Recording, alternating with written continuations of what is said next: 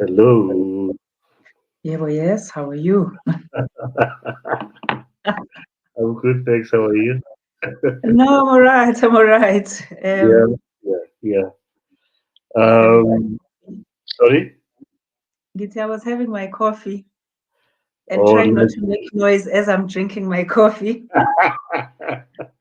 Nice. I forgot to make my own cup. So you're able to sleep after drinking coffee at night? It's decaf. It's decaf. Oh, Yeah, okay, okay, all right. I have that slight problem too. Yeah, yeah. Mm. Okay. No, that's really great. I mean, I mean, it's not decaf, but I drink it and I sleep like a baby still. But Hey. anyway, with, without much further ado, I wanted to tell you something just as we start our conversation. You're not the only one who's a part of my nerves now yes, before it's a live stream. So you're in That's good to know. quite good. Yeah. Just one thing before Stala, ne? Mm. I think you sent abantu abanye a wrong link. Lana TV studio. There's a second link. I think Oh, okay. yeah, All right. So give me a house. moment. Let Otherwise, people are me. not convey properly. I see. Okay, I see. Yeah. Wait. You said to enter the studio. You sent me one that to say StreamYard.com Yes. Facebook. Yeah. Okay. All right. So let That's the me. one we choose. Yeah. All right. Sorry. You see, there's going to be a story behind this. Actually, you know, can you be nailed by tech? This is quite scary. I Itek Ainam niggas. Thank you, Kada. I Yeah. agree. Oh Lord, hey, Yeah. No, it's cool. We can, or you let me know once you're done. Ne? yeah.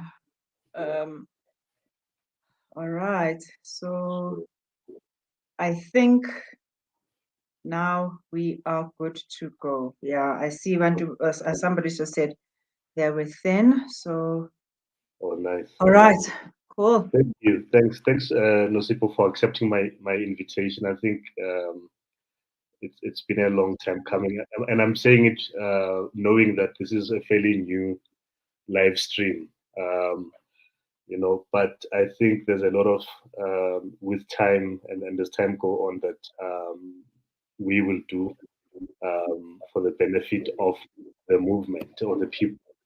I would like to start by reading your bio. I think I want people to know. So ngiyaflex khona manje ukuthi me tonight. I mean, not just good, but great company, guys. So let me just hear me out. Nosipho started her career with Hewlett Packard, South Africa, where she fulfilled various roles, including enterprise and services businesses, and leading the category and marketing business for the printing business. She then went on to join Microsoft, where she fulfilled various roles in the transactional volume business. She then went on to IBM as technical and support services business, and currently she is sales director at Oracle University Africa. She holds a Bachelor of Commerce degree from the University of the Witwatersrand and a Management Advancement Program certificate from Wits Business School. She has completed various other management or executive programs and is an avid cyclist and sits in the Board of Trustees at Legacy Ride4Hope. There's a lot more that we will touch on, I think, as we have our conversation this evening. That's you, I think, in a nutshell, but there's a lot more than this. Can you introduce yourself to our audience and our guests, our friends, and everyone that's watching us tonight? Thanks, Mzu. Thanks for the opportunity. So I think you're right. It's been a long time coming. We've been talking BrownSense for quite a while, and I've been watching what you've been doing with your team. And I'm glad to be here, number one. And I think let this be a taste of things to come in terms of Mm.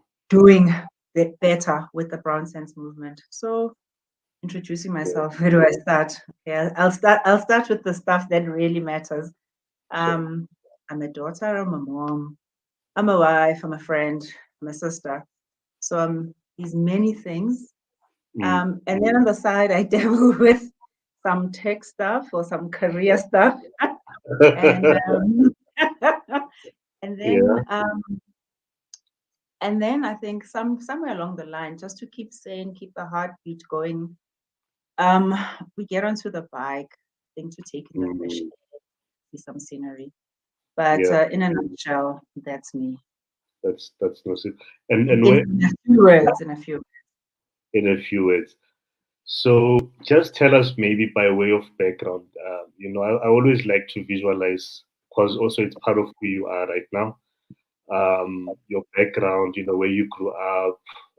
You've already given us an idea in terms of your family background, but ukhulele kweliphi kasi or kweliphi suburb? No. I'm in my mid-40s, so that's impossible. So very humble beginnings. Born in the 70s in Durban, humble KZN. And stayed in a place called Inanda.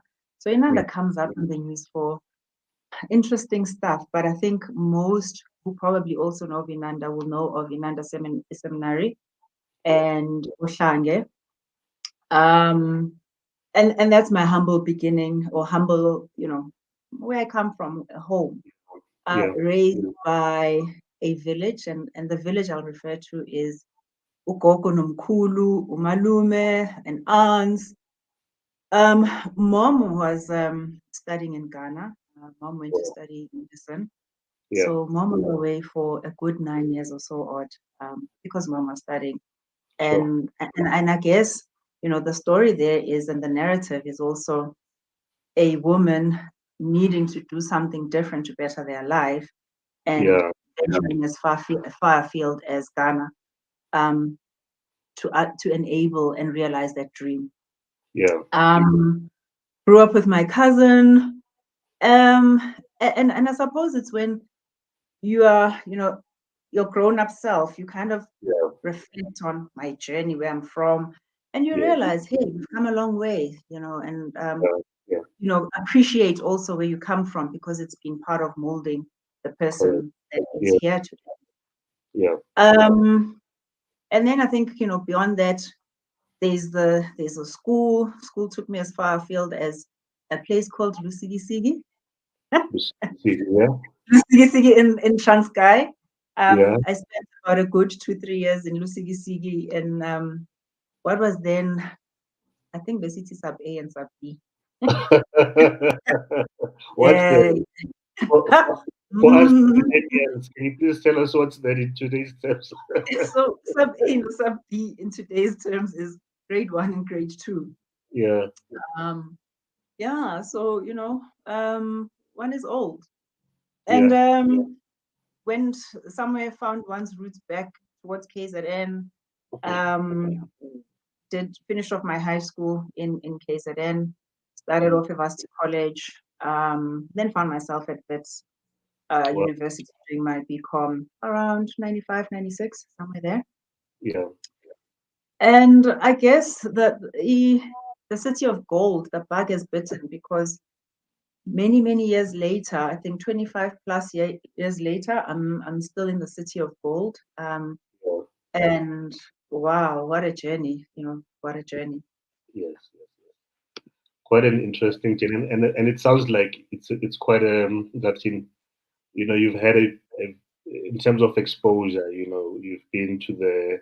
I love all the time when people still say it runs sky. I'm like, Bye. I said that.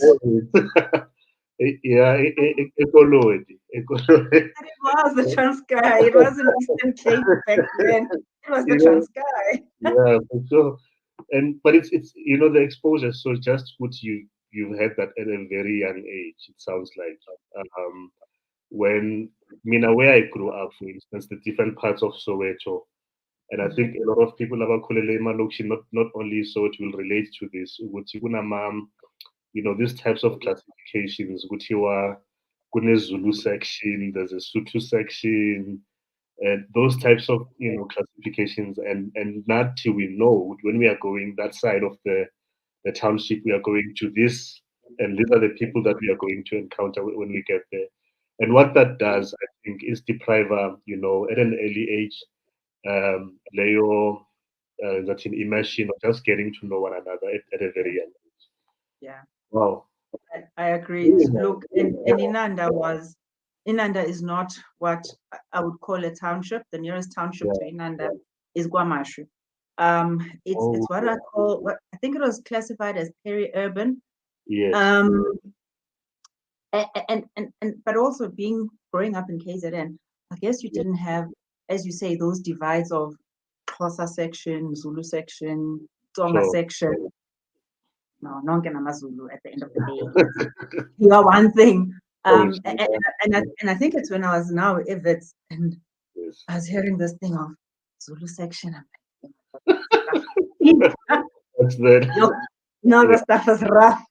Yeah. It gives you a different appreciation of, I suppose, part of what you'd say is a challenge of, as you say, that just this immersion and appreciation of the diversity and who we are as people. Yeah, that is so true. That is so true. So I think I would like for you to tell us about, in your earlier days, school days and all that. What would you point out as maybe events, activities, individuals maybe that played a role in directing you down the path that you've gone, landing into the tech space? And what a question. So I guess home, I come from a family of, there are two doctors. My mom is a doctor, my grandfather was a doctor, my uncle was a nurse, and then I had this uncle who was Malume Boyce. He was engineering personified himself, if I may say so, although he didn't study engineering. I mean, the scientific brain, the understanding, the wanting to deep dive, tear apart things, put them together, get them to function through a different short circuit, a different circuit instead of the one that was initially intended. And I think those are things that somewhere like, you know what, man, boys, he's just taken apart the iron. Why has he taken it apart? But I think that connection with the tech, to be very honest with you, probably came in much later. But I do recall once going to University of Natal, and we went into a room and there were cadavers. And just the mere thought of walking in, and I was like, oops, I knew I didn't have roots in the medical field. I think I thought maybe dentistry, maybe optometry. But then it just kept on coming back to this thing of, can I deal with issues of blood, etc., etc. So that was me, and kind of what was the expectation that I'd follow into the medical field.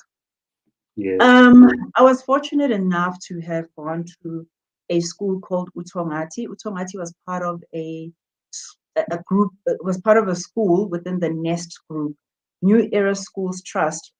Okay. And Puting, I think, if you're a Joburger, Puting, which is now Summit College, which is out near River Sands. And it had a similar school in KZN, which was called Utongati. I guess the history of Utongati was, in the era it opened as a school, and as a group it opened up as multiracial. And I was fortunate to have spent some years at Utongati. And we used to have what was called Project Fortnight every year. It was 2 weeks out of formal school, and various different, various things were put on offer. I remember the one year I did hiking, and I remember thinking, hey, this life is too hard.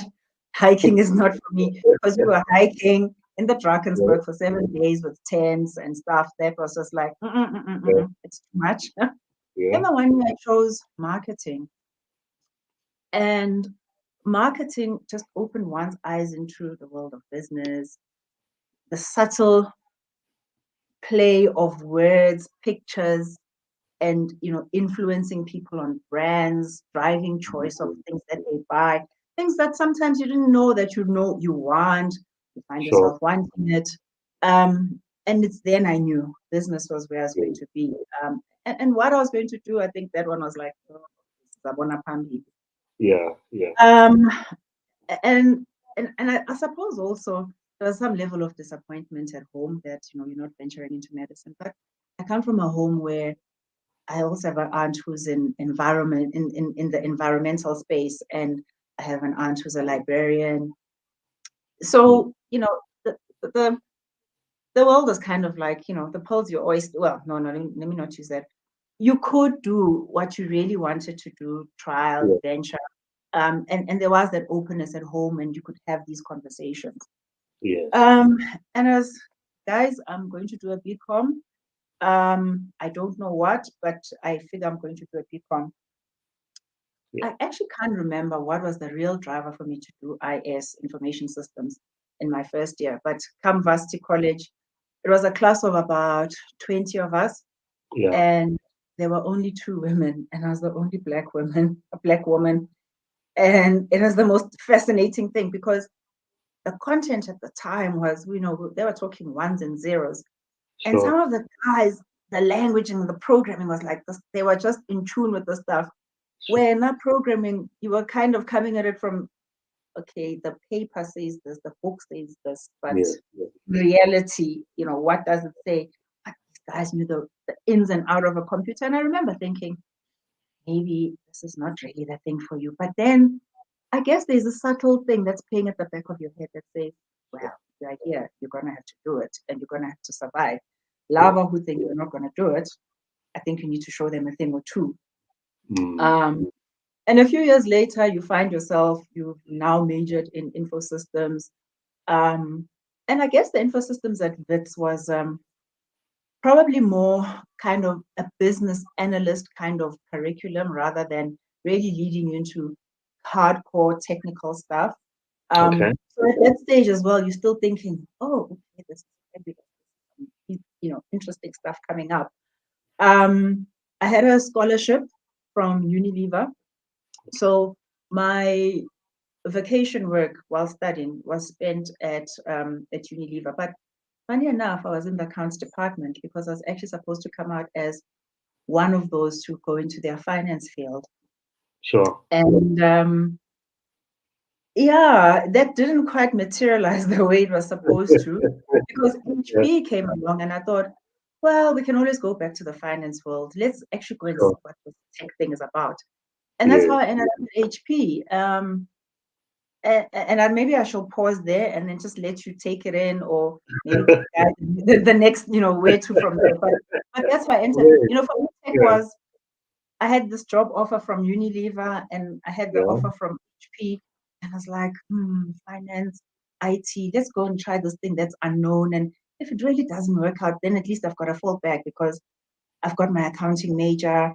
I can nurture that if I really find that this tech thing, IT thing is just horrendous. And that's how I ended up in IT. Wow. So you had that moment, Matrix, which is it the blue pill or the red pill moment? Which Yes, I did.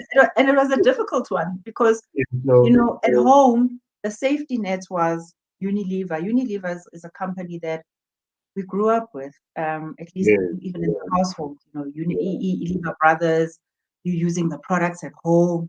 And now when are you deemed as, how dare you turn your back on Unilever when you just educated with the junior scholarship? When Amanje Usuti, thanks guys, goodbye. So yeah, there was a bit of tension, especially because now this HP is like, hey, Hewlett, what? Wow. Well, I would say it looks like you made the right decision.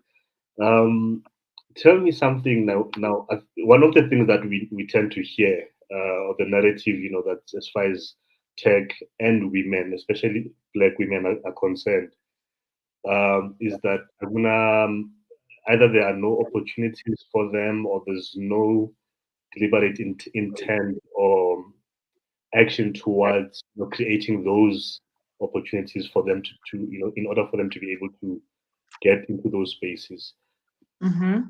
From your experience and from what you see, is it that, as in, truly no one is interested at all in giving women, specifically Black women, those spaces? Firstly, or secondly, is it they are just not interested, but the opportunities are there, and there is a deliberate or whatever action to say, guys, here are the opportunities. This is what you can do. This is what you need to study, and so forth. Okay. Great question. So I'll tackle it in two parts because I think being in tech, I see my role a little bit different in tech, in the tech space. So maybe let me just take it back a few moments, about 22 minutes ago when we started. Sent me two links and I sent out the wrong link to people and I'm like, hey, okay, and there we go. So it's demystifying this. Someone said even the best of us, let me show you, that even the best of us can be Mabena's at times. Yeah, no, that is true. Some of us can be Mabena's at time. And so what I want to demystify there is that being in tech means that I can maneuver a device and code and etc. etc. Absolutely not. I'm really that lady in tech who, I still call a friend and I'm like, hello, I need help. Yeah, how do I do this? Actually, you say that I joined one organization and the organization notes.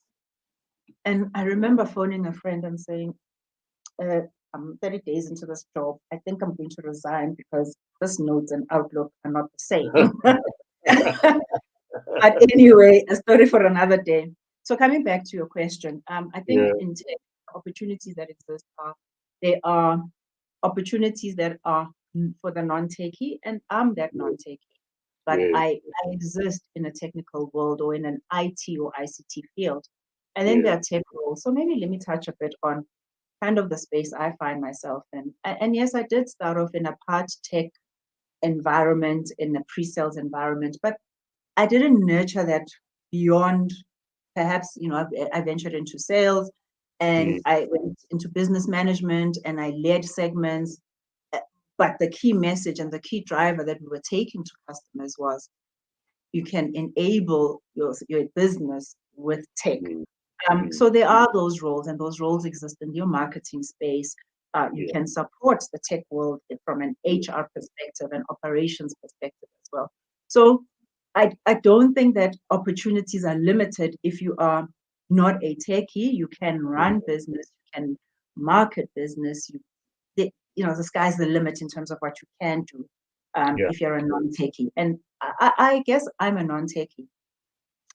And then we have tech roles. And I think this is the challenge that we do have in the sector and in the space, in that we need to nurture the gender gap, number one, but also the race gap in terms of seeing more young girls enter the space, or more women as well enter this tech space.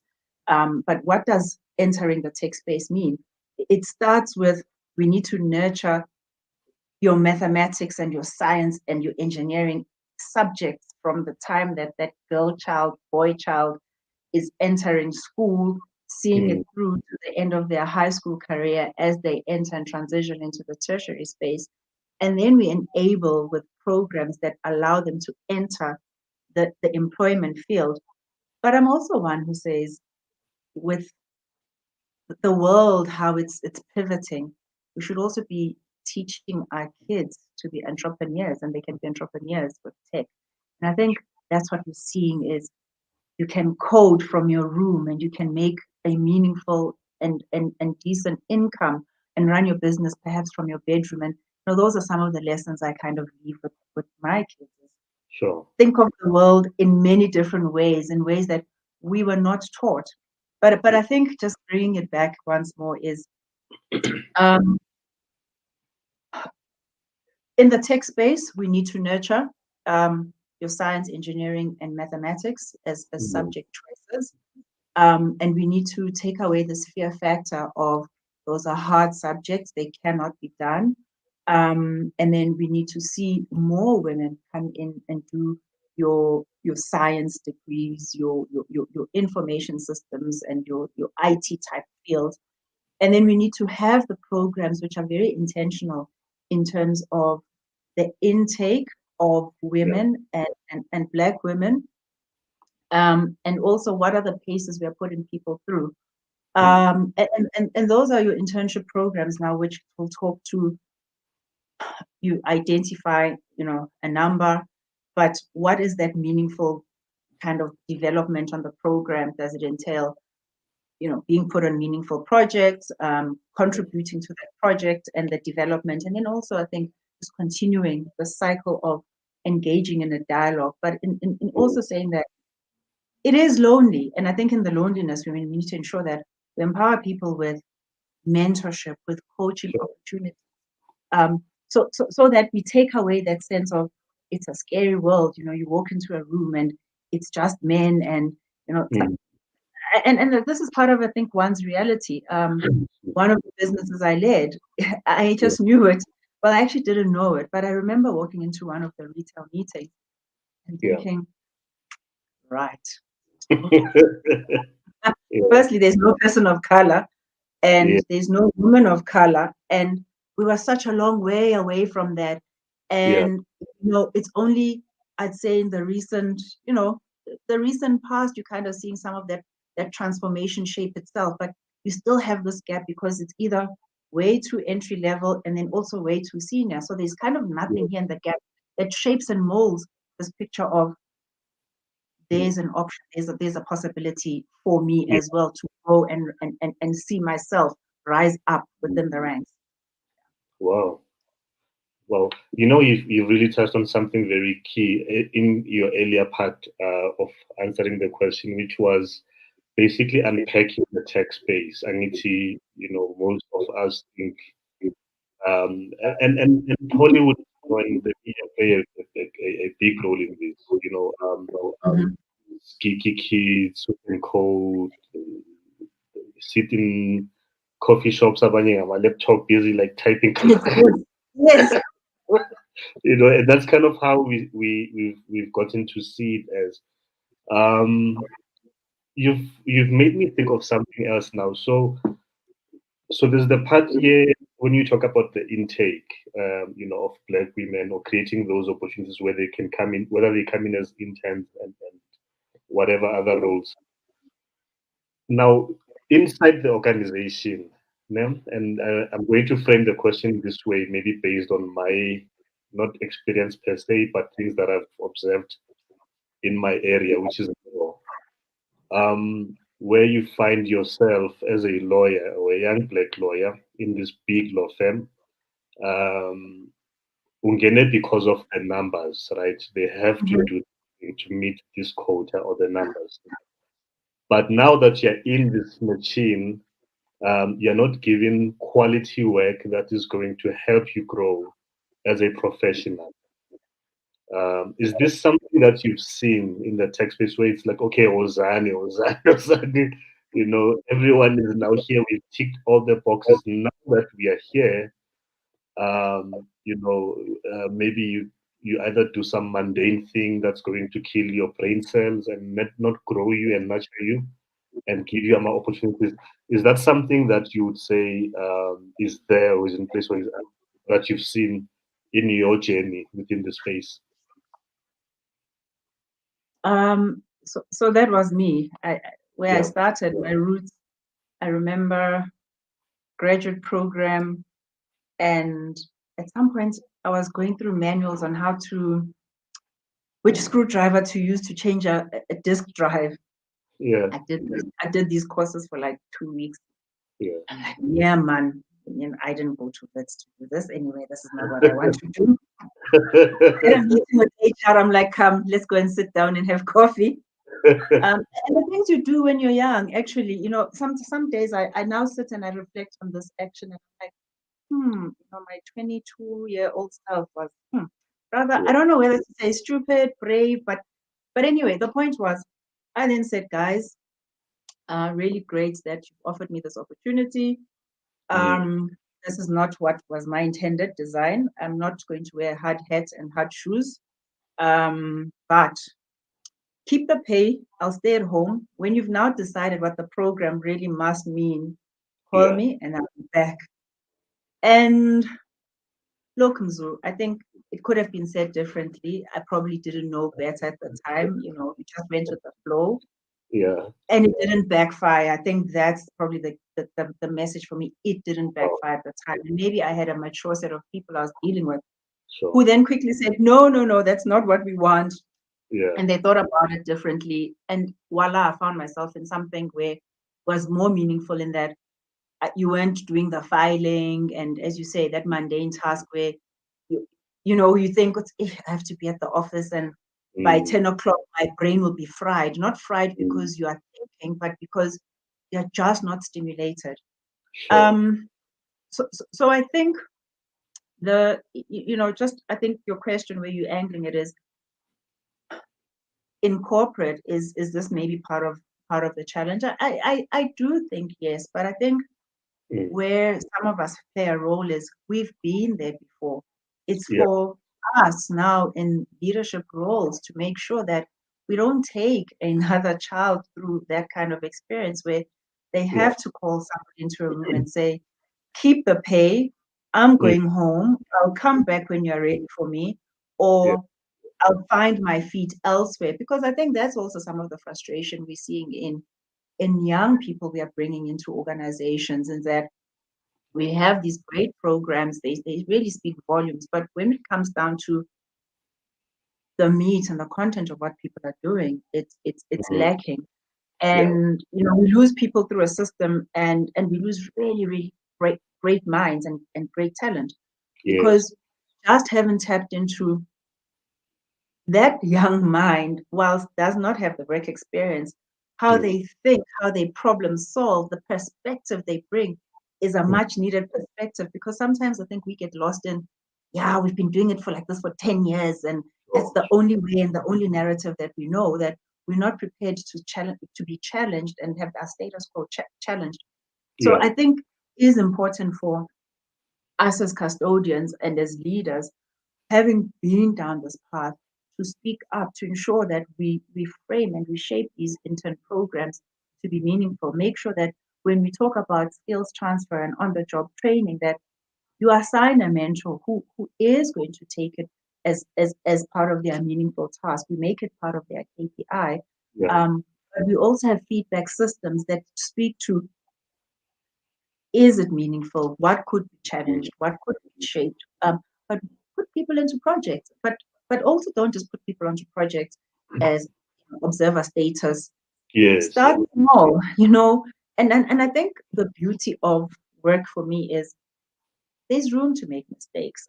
I think, I always say to people in teams that I've led, there's room to make mistakes. And sometimes you as a leader, you allow for the mistake. You see it, it's about to happen, and you let it slide, because it's a moment to learn. And I think that's what we've lost, is we're not allowing people to learn. We're not allowing people to fall. And then they pick themselves up, and then they dust themselves, and then you then guide the process a little bit differently. And some of the mistakes you allow because you've calculated the risk that it's not going to, the organization's not going to shut down as a result of that. But I think in a nutshell is we need to challenge the programs, but we also probably need to focus less on the volume of people we put through, but rather the quality. So I'd rather work with, we have 5 recruits, and we make sure that we do the right thing to develop and skill them up, but also ensure that we place them, because we shouldn't be driving numbers and then we can't place people into employment. because that's just another frustration. Yes. And then you walk around with, with graduates. There was somebody I was telling, actually about 2 months ago, an intern who just moved from one graduate program into another. And I remember saying, you need to work on removing this tag of graduate now away. Because once you're a graduate for 5 years, Sure. 10 years later, you'll still enter a room and you'll only be remembered as the graduate. And then all of a sudden, doesn't matter how brilliant something you've said is, there's this tag. It's like, the graduate said it. Mm-hmm. And that's also our role, to ensure that we make Mm-hmm. sure we remove these tags from people, so that Mm-hmm. they don't get stuck and badged as the graduate Mm-hmm. forever and ever. Hey, you just hit on you struck a nerve there, because I'm guilty as charged. There's a guy I know from way back, I think more than 10 years or so ago, at one of these tech spaces, and I met him as a graduate back then. And now recently we are connecting via LinkedIn. He's Mhm. now a cybersecurity expert, and he shares information on cybersecurity and all those things.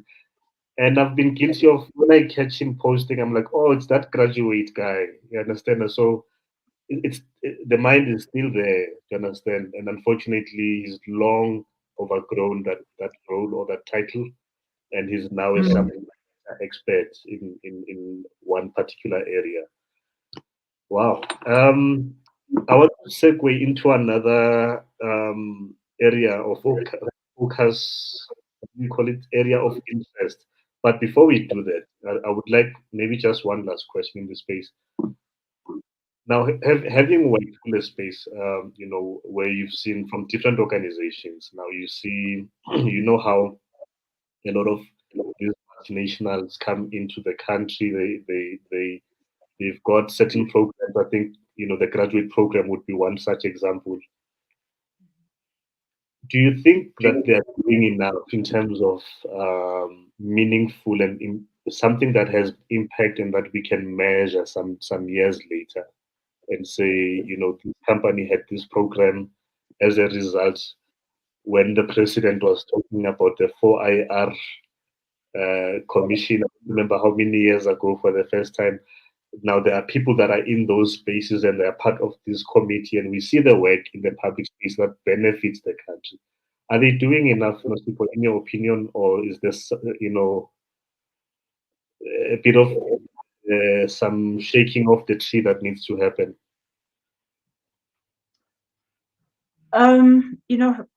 So I think, firstly, the multinationals are certainly doing a lot within, I think, the tech space, and at a country level, and perhaps initiatives on diversification. I guess it's the time quantum that you have to look at, and to say, in 10 years, what have you achieved? In 20 years, what have you achieved? Are you at Mm, a place where you actually want to be, in saying that?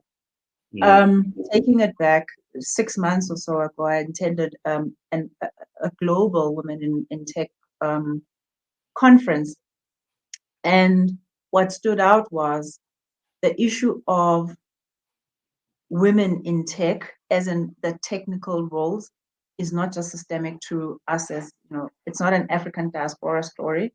yeah. It's and it cuts across, the racial divide as well. Then, bringing it back home in terms of what are we as multinationals doing. I think there's a host of programs, initiatives that we run with, and maybe sometimes we do need to, every so often, just take stock and say, right, what has been the impact? And you've actually probably now got to talk about that narrative and measure it, and talk the leaps and bounds. But are we necessarily there yet? When I look at the organization I work for, it's quite interesting. You think that there's quite a lot of women until you actually look at the scorecard, and then you realize, wow, there's quite a lot of work to be done. Just Oh, because when we enter the room, the meeting rooms, it looks like there's a lot of women. Actually, the numbers don't show that. So, yeah. so is it one that we're going to manage through a scorecard? I don't know whether that's the right answer or not. I think though, you've got to be intentional. You've probably got to be vocal about it. And there are areas where you are going to have to take a hard line around the decision making on either this is how we recruit, this is how we are going to develop. You want to see that. So your question has many areas I could touch on. I mean, there's areas of touching on when you're already a woman in a particular organization, like myself, for instance, or other women within organizations in tech. I guess the starting point is, are there opportunities for me to grow? How do I tap into those opportunities to grow? I think there, what we need to be enabling is making sure that we disseminate information, we bring people into the boardroom. And when I say just into the boardroom, I don't literally mean, we're going to have everybody as a leader by tomorrow, but we need to talk about the journey to get to a point. And each point, what does it mean in terms of the outcomes that you need to deliver and the things that you need to bring to the table. So now I'm talking about a woman already in an organization. I've been privy to, being part of, currently, I'm part of a women's leadership community. And our role is to make sure that the women in our organization are aware of programs of, growing, performance management, speaking up, but also being clear that a woman and a man don't enter a room and don't bring the same level of energy. A man can walk into a room and quite simply say, I need my 50% salary increase, and not be shy about it. And men don't prepare for that conversation, whereas we're like, I think I need 10%, but we're shy about it. And I think those are some of, these are some of the programs that are talking about, we all need to be conscious of the differences, and the fact that we enter rooms with a different kind of energy, but we manage differently because of, women, we say, are softer, have a different way of problem solving compared to men. And I think it's this immersion which must come together to deliver on those outcomes.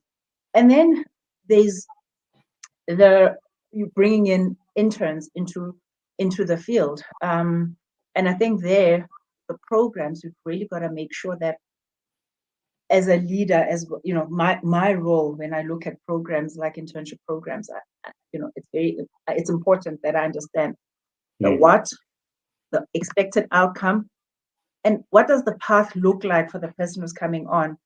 Don't say develop somebody for 9 months and then they can go out and look for a job in some kind of deployment space, because they're not going to get there. They're just going to have more doors shut.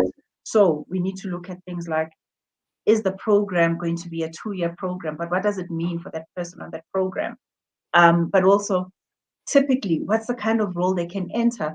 But we're at the forefront of, we're the multinational, and we have an ecosystem of partners. Those partners is where we must also place this young talent. That we must get the partners to commit to taking people so that they are in employment and they continue to grow. And then I think there's the initiatives that you will drive that talk to community, shall I say, community building, where we now have programs on offer that talk about, and particularly in my space, skills upliftment, skills development, going for that, keeping your brand being top of mind as options for coding, technology and platforms that people will develop their programs on, etc., and build their businesses on.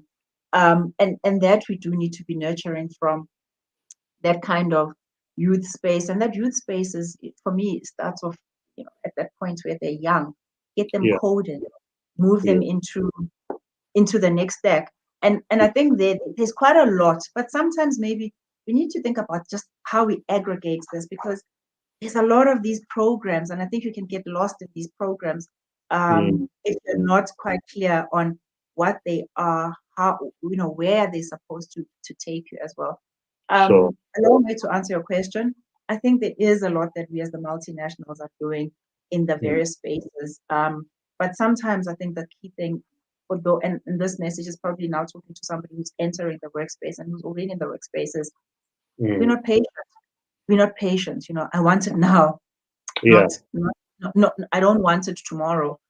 And we're not ready to hear the feedback and continue to nurture and just develop those areas that are being flagged as, look, it's an area of development, focus on this because we want it now. And I guess, a message to a young person, I would say, and a message also to a professional in this, who's finding themselves in that middle management tier is be intentional about seeking feedback. But also put the person who's giving you feedback pressure to say, be specific and be meaningful, and be constructive so I can shape what my learning and my next step will look like. Sure. Wow, that's powerful. Thanks for that, those insights. I'm just looking at the time, and I'm mindful that you've got load shedding. I'll switch to. Unfortunately, I've got a backup. I'll switch to that, but we've got 12 minutes. Yeah. Just quickly before we move to the next topic, you just reminded me of. So we've BrownSense is curating a trade show at the Rand Show in hall number 6 at the Rand Show. One of the merchants is a company called Ambani Africa, Ambani. So they're in the edutech space. And what they do is that they were showing me how it works yesterday. So they've got the app both on iOS and Android.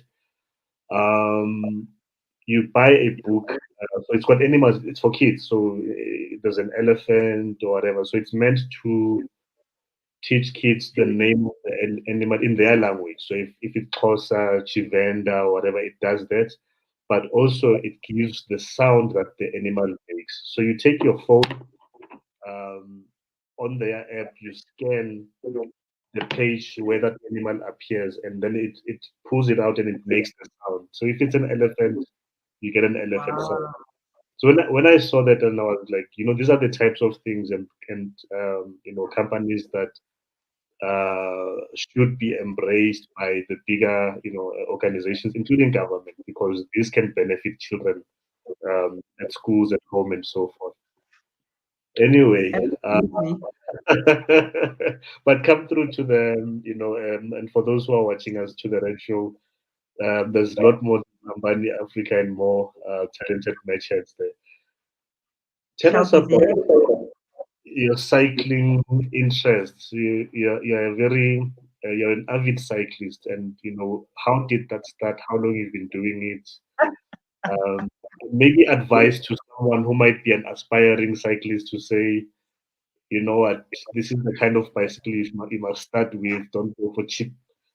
Is it a price thing or those kinds of, because some of them are tired. Yeah, also. That is such a loaded question. That is so loaded. Yo. So I got into cycling. My hubby, he got into cycling, and 2-hour rides would become 4-hour rides. I'm like, you know what? Rather just join them in it. And honestly, that's how it started. And we got a bike, took it out to Northern Farms. I think in the first 2.5 kilometers, I had a tumble, bent the wheel. It was just a disaster, but we were there with the kids. So I pushed the bike back to home base and I waited for Ken and the kids, because the kids were like, all right, Tina, we're here to cycle. And it's been an interesting journey of you get on, you get off the bike, you get on, you get off, and eventually you say, but I'm not improving. So let me just try to be consistent. But it's my gym, it's my exercise, it's what keeps me healthy. And for me, it's what gets my heart ticking. But in saying that, the cycling has also allowed me to do a whole host of other interesting things, because it's created a network. It's introduced me to some really fabulous personalities, if I may put it in a nutshell. You asked a question of a cheap bike. The matter of budget on a bike for me is relative. It's about how much you want to spend. I always say there's a bike for every budget. Unfortunately, most of us, we enter a shop, and the first thing the salesperson, and look, it's their job. The first thing a salesperson shows you is it 100,000 rand bike? And you're like, yo, Yeah. that's the school fee plus, plus, plus. And you're like, I can't do this thing. And I think for me, just in an entry point, it always helps to talk to people, try it out, find places where you can rent one. One, I think, to decide, is this something that you really are cut out for? But also it's the why. It's your why. For others, it's been I get to spend time with my family. It's an activity I can do with my kids. But for others, it's I've been running. I've hurt my knees. The doctor maybe suggested something with less impact on the knees. And it's cycling. But just in a nutshell, there's a bike for me, for everyone. Sure. With cycling, I've been able to work with, and I sit as one of the trustees of a foundation called Ride4Hope. Yeah. And 2020, in the midst of trying to, plan an upcoming tour, which is from Soweto to Howick over 4 days. And its intention then, the pillar we were targeting was education. So fundraising for education initiatives. We found ourselves in COVID, we couldn't go on a tour, and we went to market with a virtual event. But with the virtual event and with the partnership we have with the Nelson Mandela Foundation, we found ourselves fundraising for food security. So it was no longer about education. And not to say that education wasn't important, it's just at that particular point in time, food security was probably the topical thing. Fast forwarded to last year, similar initiative, which was talking to food security. And then I hope that in 2023, in 2022, our installment of initiative is going to now talk, circling it back to education. Because the first tour I went on, I remember being in one of the township schools, and what an eye-opener. You start realizing that there's a lot we've forgotten about our roots. There's a lot that we need to do. It's easy to say government must do, government mustn't do, and hasn't done. But be part of shaping a solution. Whilst it might not impact millions, even if you impact 20 people, it's 20 people that you're impacting. And that's what I love about the foundation work that I do with the. Oh, there's a dog there. That's what I love. I was wondering what's there. I'm like, but what's going on? And that's what I love about the work that I'm doing there.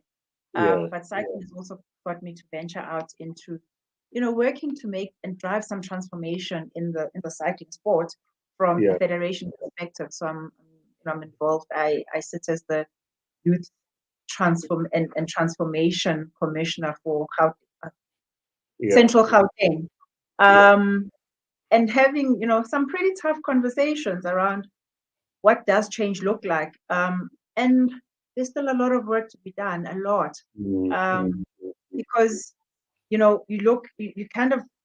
cycle and you think, I'm seeing a lot of brown people on bikes, and you're going to see lots of kids on bikes, but then you start getting to, we need to provide the access to the bikes. We need to provide the skills, etc., etc. But it's one pedal at a time, one cyclist at a time, and that's kind of maybe the motto and that's my outlook. Wow. So tell me, if one wants to play a part in Ride4Hope, is it open to the public in some form in terms of whether donations or? So the public will engage with Ride4Hope through participation through our activities. And I guess COVID has also has really had us having to think differently about how we pivot, initiatives and activities. But absolutely, from a fundraising perspective, the public is more than welcome to reach out, and we'll find those spaces and those initiatives, and the call to action actually to drive to get the fundraising done to ensure that we are spending the money in the right area and the right activity. That's beautiful. I'm sharing the website here. I think it's Legacy Ride4Hope. That's the way. So the ride was called the Legacy Ride4Hope, and it was it was the centenary year. It would have been Madiba's birthday, and the ride was actually an honor, and that's what fostered the partnership with the Nelson Mandela Foundation. Yes. And the ride takes you from Madiba's home in Soweto, Yes. and it takes you to the capture site in Hewlett. So, and I guess that was the symbolic, that's where it started. And I don't necessarily see that changing because there's just the symbolism around it. I think it does. Oh, thank you. I see the link there. But what it does is, I guess it grounds us, it keeps us intentional about that, but it doesn't stop us from doing other things that don't just have you ride from Soweto to Hewlett. Okay. Wow, that's beautiful. I hope I'll join you next time. Is it like an annual thing? Can I start training now if for next year though? So I was sitting in a meeting about a week ago and we have dates. So I would say, but in saying that, there are many roles that people can play. You can be part of the support group, you can be a rider, you can be part of the team that actually is part of the operation, getting the fundraising done. There are many different ways. It doesn't just, you're not limited to be involved. Okay, that's great. Well, that's very exciting. Thank you, Nosipho, for your time. I enjoyed our conversation. I think, like I said, this is the beginning of well, not only this interview, but many more, but also other things that you and I have been talking about. Getting our hands dirty and just doing the Lord's work. So now that you're alive and you're recording this, and many have heard you, I'm going to hold you to that. I've raised my hand to do the Lord's work with BrownSense. I'm raising it again. And those on this live stream are my witnesses. So I'm holding it. Thank you. Enjoy your evening and pass my regards to Ken. Thanks a lot, Mzu. Thank you. Take care. See you at the Rand Show. At the Rand Show, I'll see you there. Well, thanks to everyone who joined us. Bye. Thanks. Cheers.